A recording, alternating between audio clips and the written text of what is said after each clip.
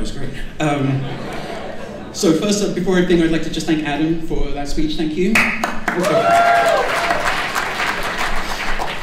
And now it's my pleasure to introduce the recipient of the 2017 Alumni Artistic Achievement Award, Florence Otedola, aka DJ Cuppy. Don't come up just yet. We have something for you. And her entourage, of course. So there was a time not very long ago, and I'm talking about a year and a half now, where I could send an email to Florence and expect a prompt reply, because she was that kind of student. She was very conscientious. Of course, just a year later, it's a bit of a different story. So I asked Larry for a contact for Cuppy over a week ago, so I could talk with her about tonight and maybe what I would talk about in the introduction. He gave me the number for one of her people, who is Michelle. Is Michelle here? Hi, Michelle. Michelle is fantastic. If you ever wanted somebody, a personal assistant like that, then she'd be the one to ask. She was extremely helpful, but we're traveling and gigs and coming back from London, where she now lives, for this event. It wasn't until last night that Cuppy and I were able to speak on the phone, and we basically just laughed at each other for about 5 minutes, just talking about things we remembered from when she were in the classes. So that meant that in order to talk about her, I needed to go and do a little research online. So now that she's a burgeoning celebrity, there's a variety of types of information that you can find out about her. So of course I started where we all do, Wikipedia.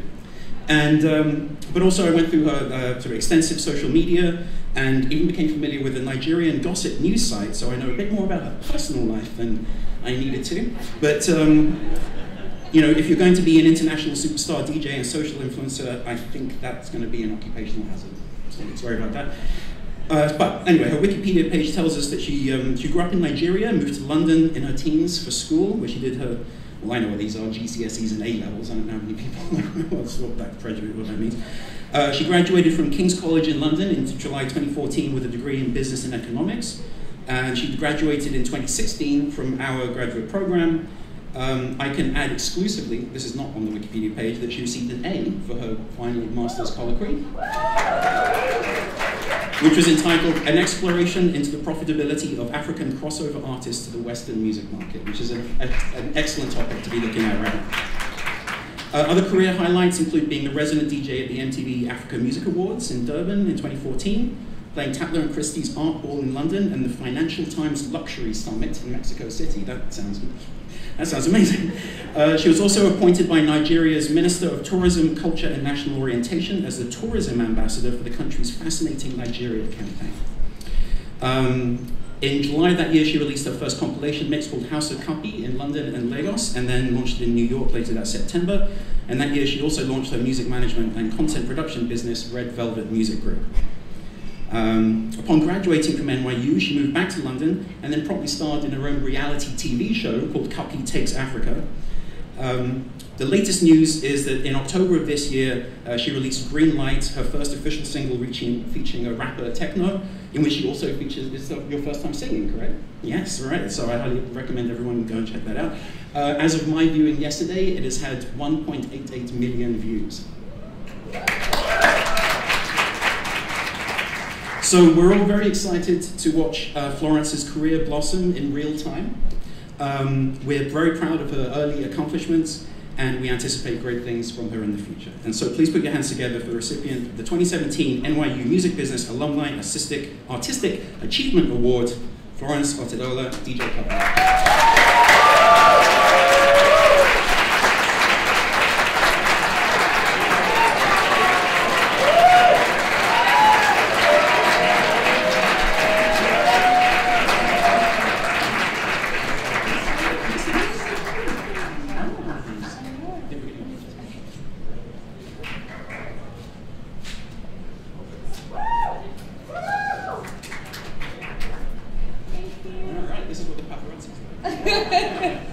Thank you so much. Thank you, thank you, thank you. Good evening, everyone. It's such an honor to be here. It's great to be back in NYU. That award is phenomenal. I'm so grateful.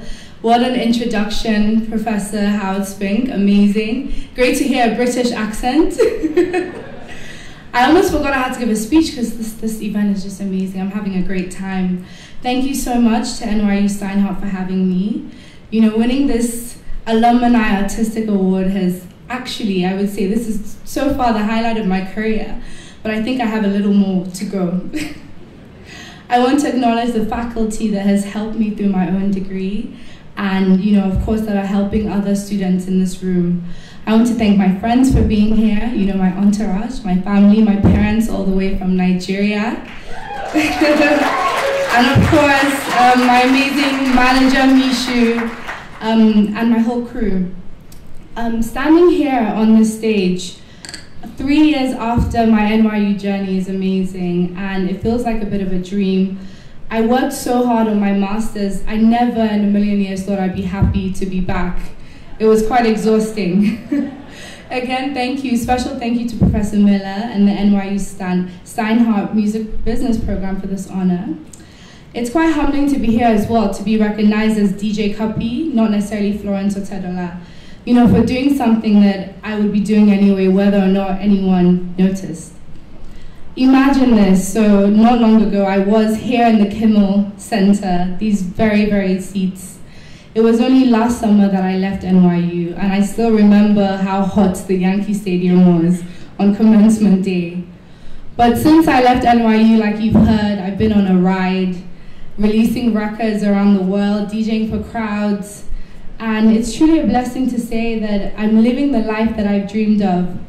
Considering the path to get here has been unconventional and quite unpredictable as well. As Professor Swing said, when I was 12 years old, I moved from the tropics of Nigeria to rainy London, and it was quite a shock to my system. I mean, London was so different. It was perpetual gray, and Lagos is just endless sunshine. I miss my friends, the food, my family, the culture I grew up in, the colors, the creativity, that African glow that I hope I bring a bit this evening with my NYU purple.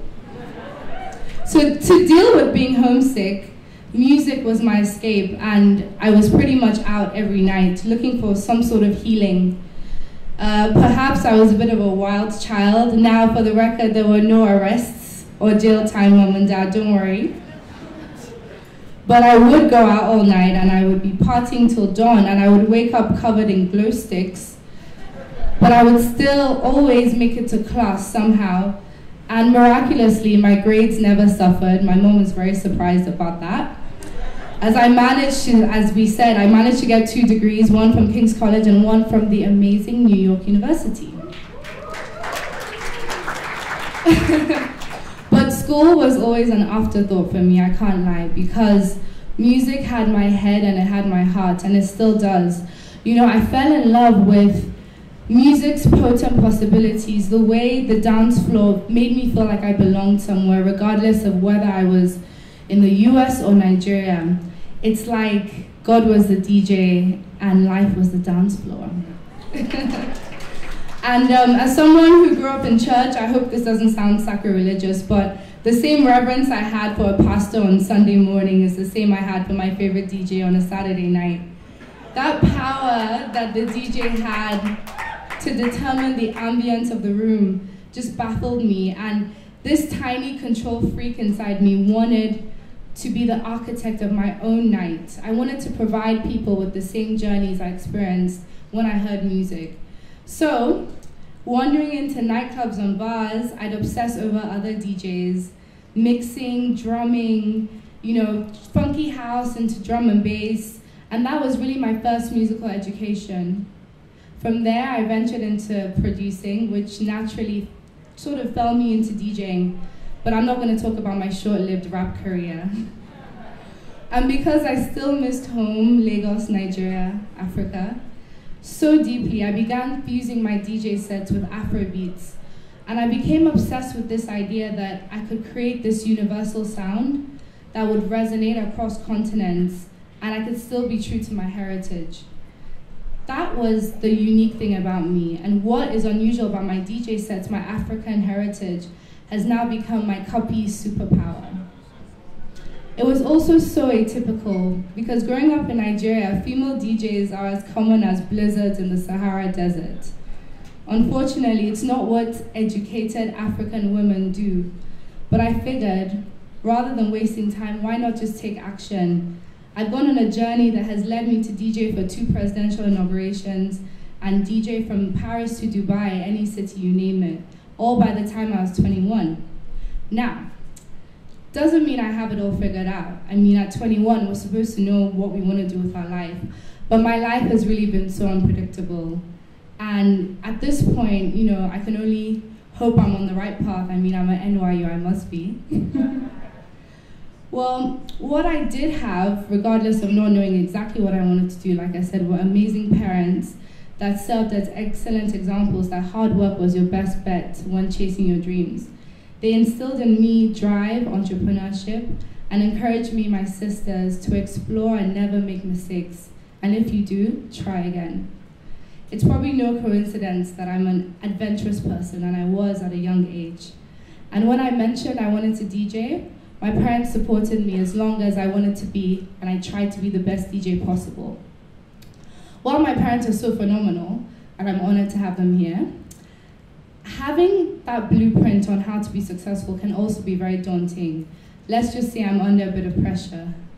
Dad, I'm just about catching up to your Forbes list position. Give me like 20, 30 more years. And I feel like, you know, it's weird because when you're playing a video game or you're out with your friends, maybe Six Flags, we always want to be the legend. And you want intel on the craziest ride, and you want to beat the monster, go to the next level. But when we get challenges in real life, we kind of chicken away. Someone actually told me a story when I was at NYU, almost a year and a half ago. An old friend they grew up with, a classmate, who lived the quintessential American dream, studied hard, attended the best schools, ended up working for a huge corporation. And as the accolades poured in, he said he could not reconcile with his achievements and the path he took. The titles increased with their salaries, but his overwhelming sense was that he reached the top of the mountain only to find there was nothing there. And that's because this person was living someone else's dream. I feel like it's quite easy to get caught up in the rat race of life, thinking, okay, if I make this amount of money, or if I meet these certain people, or when I hit these amount of Spotify streams, then you've made it. But what's important, regardless of all these things, as much as it is to set goals, we must also be faithful to our own dreams and use what is unique about ourselves to pursue our paths, rather than subscribing to others. And what's beautiful about every single one of us in this room is that whether we create, study, or just enjoy it, music sets us alight. We have a personal connection to music, which has brought us into the Kimmel Center at NYU, where legends here built a foundation to launch their career. In turn, we all hope to do the same. We're all here because we want a chance to make our dream a reality. And through this, we expect to find happiness, and I really hope we do. Doing all this demands guts. We can nurture that courage and bolster that confidence in identifying what makes us a million, by trusting our distinction and discovering ways to use them to our advantage. Music is definitely our collective passion, but music is a business. Professionalism is paramount. Knowledge is power. For some, learning in our industry is being in the studio, hopping on tour, selling merchandise, playing the show. But for us at NYU, we have the privilege of being here amongst the sharpest minds with office hours at our disposal. And we'd all be silly not to use or capitalize this. So current students, please use your time wisely. Soak up every single ounce of knowledge you can from your books, and make sure that your amazing professors, you inspire them and you get inspiration from them. Because everyone here is an invaluable resource too. Every single one of you has something to share. There's an enormous command in collaboration. Green Light, my new single, which I released last month, owes so much to the genius lent by Techno, who is an artist I work with, our prince of Afrobeats, and him encouraging me to try to sing, a shameless plug, yes. If you're unfamiliar with him, check him out on Spotify. It's been an amazing journey for me, but having said all that, seriously, everyone in this room, do try and get to know each other and try and find your specific powers and your specific unique itself. Put them together and you'll take over the world. Use this formidable guidance you're getting in the classroom and in your dorm students, in the streets of New York, in the clubs of New York, and use it to do some good for this world and this industry. Doing what I love, DJing for a living, affecting live music is the best feeling, and it's completely unparalleled.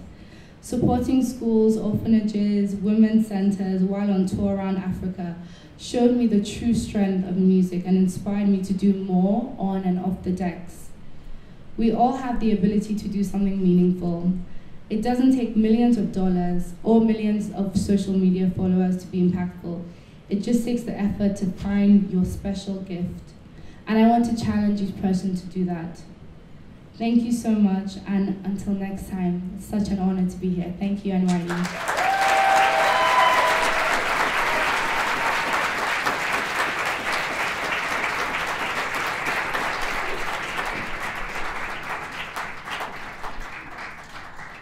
Thank you, DJ Cuppy.